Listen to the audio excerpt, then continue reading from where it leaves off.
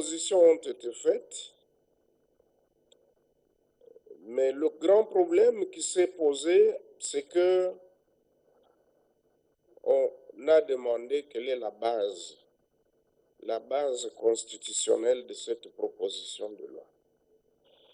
Et dans le texte, j'ai parlé des articles 14 et 15 de notre Constitution. Ces articles traitent de questions liées principalement à la femme. Mais lorsque nous parlons des droits de la femme, ces droits vont au-delà, bien sûr, de la vie publique, vont au-delà de la vie économique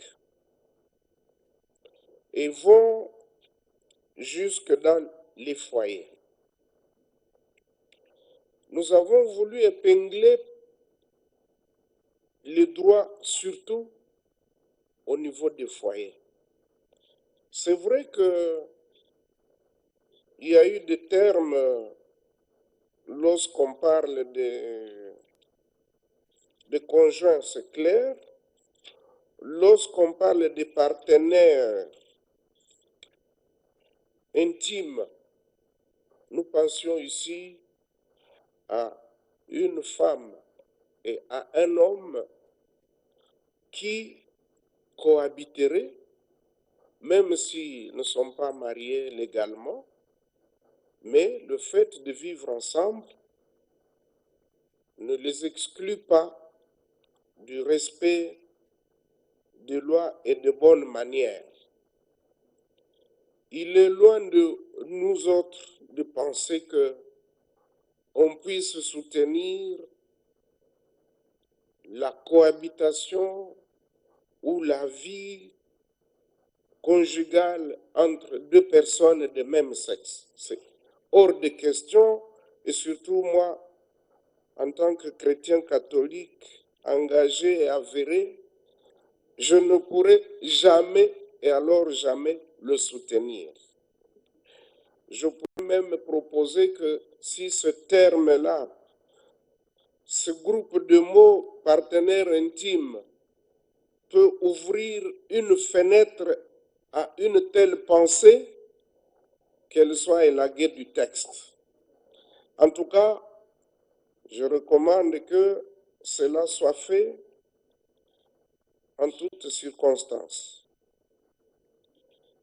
J'ai compris effectivement qu'on était dans un débat très juridique, mais ici, je me réfère à la volonté du chef de l'État d'apporter beaucoup plus de solutions aux problèmes qui se posent. Je reste d'abord dans le cadre de la femme. Je parlerai d'autres catégories, mais parlons d'abord de la femme. Croyez-vous, chers collègues, que lorsque Son Excellence, Monsieur le Président de la République, a mis l'accent sur la masculinité positive, qui n'existait pas de texte. Les textes existaient. Les textes existaient, mais le problème qui se pose, c'est leur application. Le problème qui se pose, c'est la volonté de les appliquer. Et ici, quand nous avons tenu à ce que dans le titre, on maintienne la femme, c'est un message, c'est une volonté politique.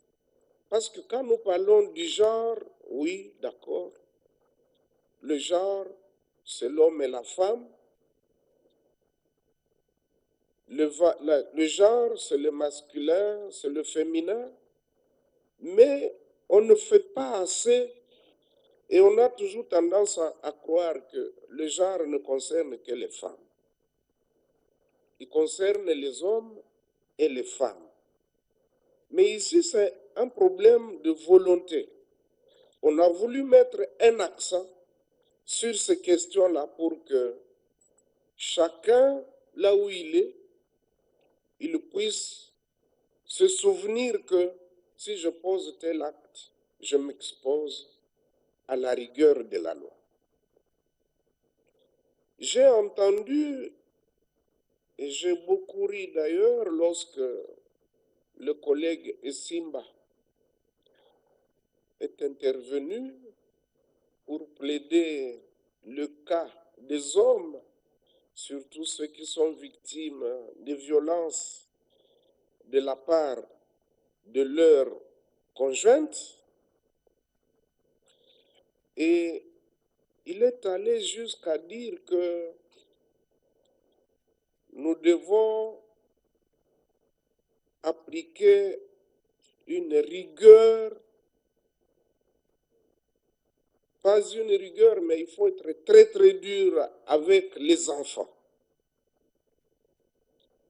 Je veux bien que nous soyons très durs avec les enfants, oui, nous sommes des Africains, nous sommes des Congolais, mais je dis aussi que dans toutes choses, il faut de la mesure. J'ai remarqué personnellement que là où on est très dur avec les enfants, souvent on les conduit à adopter des attitudes qui les placent à marge de la société. Je ne refuse pas que nous soyons rigoureux envers les enfants, mais j'estime qu'il faut un certain dosage. Nous ne pouvons pas nous comporter comme en Europe, c'est vrai, où il y a trop de liberté, on laisse aux enfants. Ça, moi-même aussi, je ne l'encouragerai pas. Mais j'estime qu'il ne faut pas non plus aller aux excès. Je me rappelle que quand nous étions encore des petits enfants, des écoliers, les enseignants avaient l'habitude d'utiliser la chicotte. Bon, au jour d'aujourd'hui, je ne pense pas que ça s'applique encore.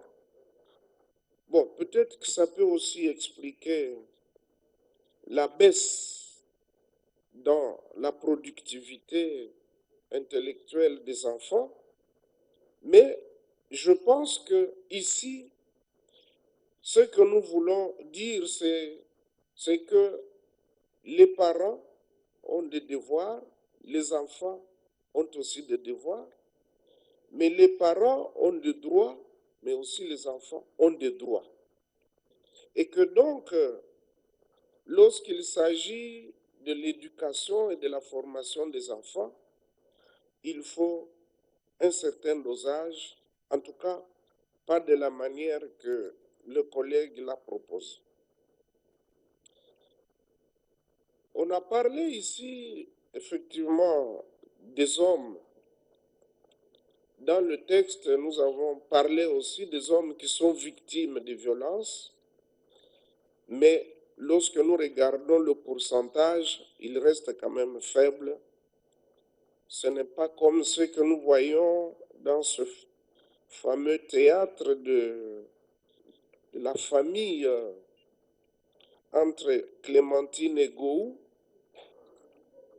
parce que là, c'était quand même excessif. Elle enseigne que l'homme, il se sentait toujours en insécurité face à la femme. Nous voudrions qu'il y ait une cohabitation, mais bien sûr, l'homme reste toujours le chef de la famille. Nous avons parlé de la création de centres ou de foyers, ça c'est le collègue Kanda qui l'a proposé.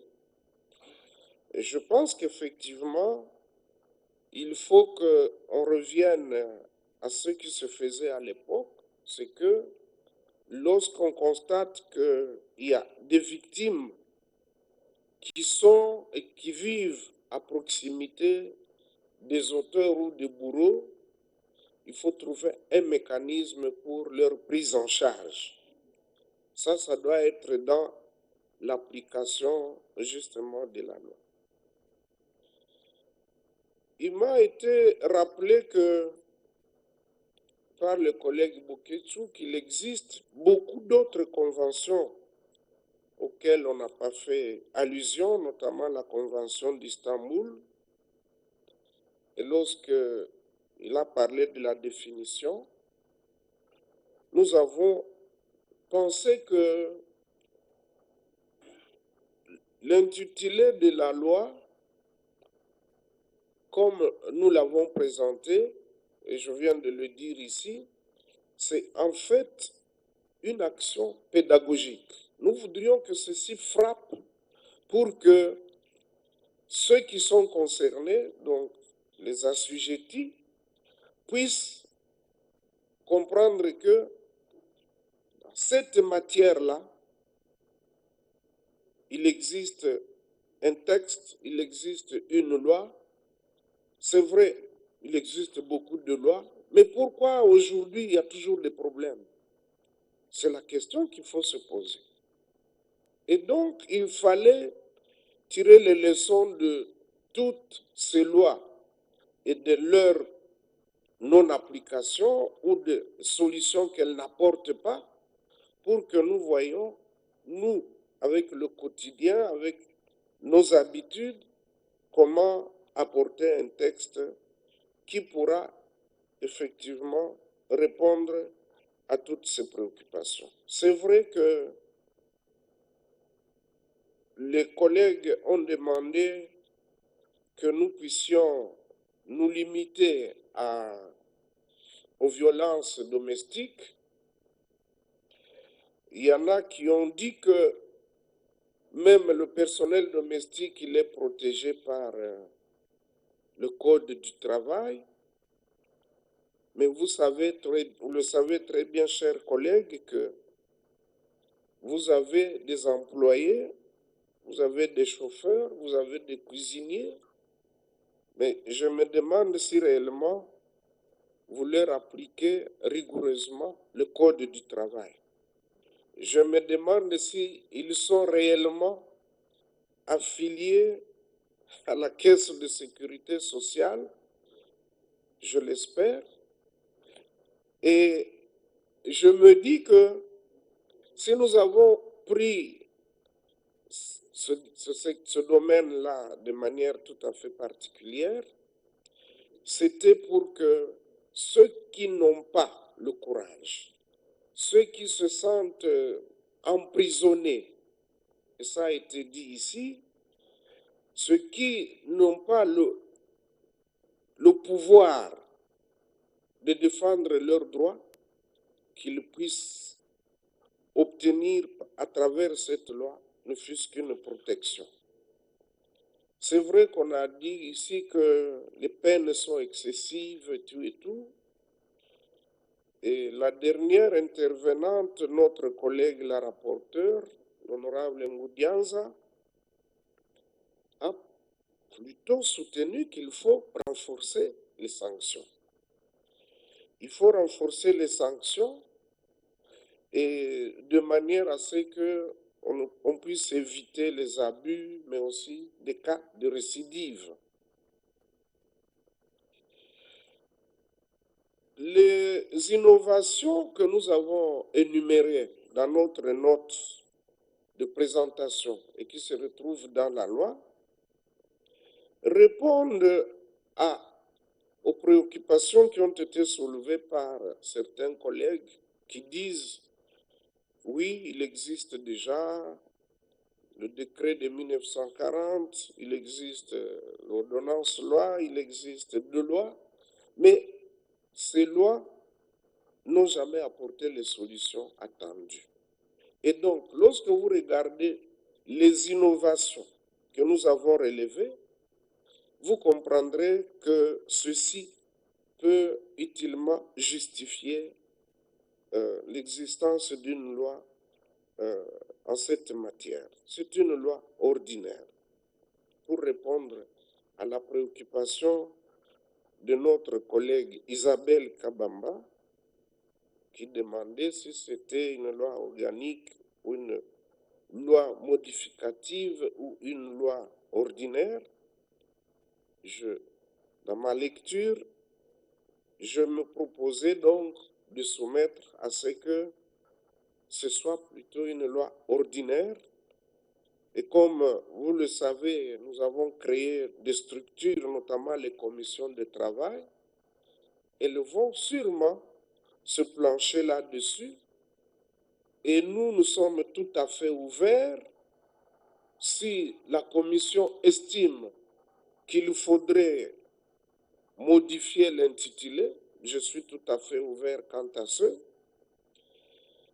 D'autant plus que l'honorable Pungwe, il a reconnu que dans les détails sont pertinents, mais le problème, c'est au niveau de l'intitulé, qui a ramassé 2 ou 3 matières dans un seul texte. Et ici, je voudrais aussi répondre à l'honorable Linguepo lorsqu'il dit, il se réfère à l'article 134 de la Constitution. Il ne faut pas qu'on mette la charrue devant le bœuf. Si on devait raisonner de cette manière, on ne créerait rien, absolument rien, et on ne pourrait même pas légiférer. Mais quelle est la procédure? La procédure, c'est que le besoin, il est là de légiférer. On crée une structure, et c'est lorsque la structure est créée par un texte qu'on l'aligne, on crée une ligne budgétaire et on l'inscrit au budget, on va défendre ça pour dégager justement les ressources. Mais ça ne peut pas être l'inverse. C'est-à-dire que la ligne budgétaire ne pourra être créée que sur base d'un texte qui existe. Or, si l'observatoire n'existe pas, comment vous voulez déjà l'inscrire dans un budget? C'est impossible. Vous ne pouvez pas. Parce que la base, c'est d'abord l'existence légale. Donc, il faut d'abord créer l'observatoire. Peut-être la première année, on ne pourra pas, l'observatoire ne sera pas opérationnel parce qu'il n'aura pas de budget. Mais l'année suivante, on doit pouvoir inscrire l'observatoire au budget pour les raisons qui sont évoquées. Et donc, pour ce qui est de cette contrainte-là et ce qu'il a qualifié d'obstacle, cet obstacle-là doit être élagué. Le texte ne vient pas désunir les foyers. Lorsqu'on dit que le retrait de la plainte n'éteint pas la poursuite ou bien n'est pas admis, c'est justement dans l'esprit de renforcer les peines, comme l'a dit encore une fois de plus l'honorable Ngoudianza. Parce que si on laisse ouverte cette possibilité, on peut dire oui, je peux administrer des coups à mon épouse et après je vais lui rappeler certains moments passés ensemble pour lui dire quand même, nous nous sommes aimés, nous avions même rédigé une chanson d'amour et donc je vous prie d'aller retirer votre plainte. Alors, à ce moment-là, nous encourageons les mauvaises pratiques et même ce monsieur-là, il pourra encore revenir un jour et administrer des coups à sa femme, ou alors cette femme-là pourra revenir et administrer des coups à son époux. Donc, c'est réciproque. Alors, moi, je me dis, tout ce qui a été dit ici, c'est vraiment des enrichissements. J'ai vu que, en tout cas, la plupart des intervenants avaient bien préparé la matière. J'ai eu la chance d'écouter les interventions des uns et des autres. La collègue Mbougouge, j'espère qu'elle va verser son texte, et même ceux qui en ont aussi, pour que les éléments pertinents et les propositions ainsi que les améliorations qui ont été faites, tout comme celle d'Isabelle, puissent nous aider à aller de l'avant avec cette proposition de loi. Et donc, honorable président, chers collègues, qu'il vous plaise d'accepter et de recevoir cette proposition de loi, qu'elle soit envoyée à la commission et que nous ayons l'occasion de l'améliorer, d'apporter en tout cas tout ce qui a été donné ici comme proposition. Encore une fois, je dis que c'est une affaire, c'est une démarche volontariste. En fait, on veut mettre un accent particulier sur ces questions pertinentes qui ont été soulevées.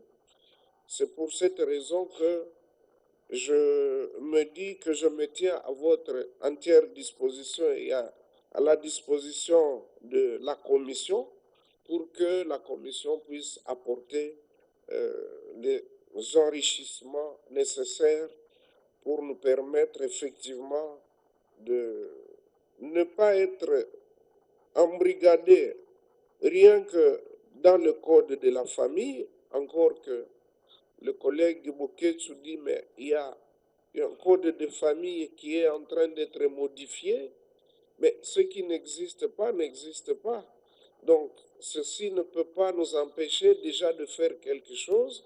Si le code viendra améliorer, tant mieux, mais tant que le nouveau texte de code de la famille n'est pas encore d'application, je pense que ceci doit nous pousser à légiférer sur les matières qui ont été proposées.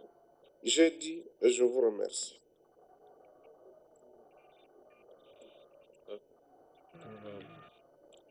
Merci, honorable deuxième vice-président, pour ces réponses apportées à l'auguste plénière.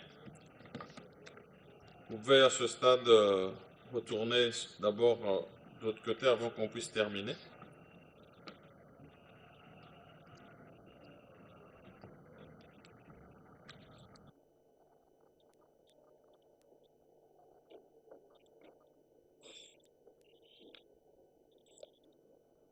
Honorables sénateurs et chers collègues, vous venez de suivre les réponses de notre collègue Bahati à vos préoccupations.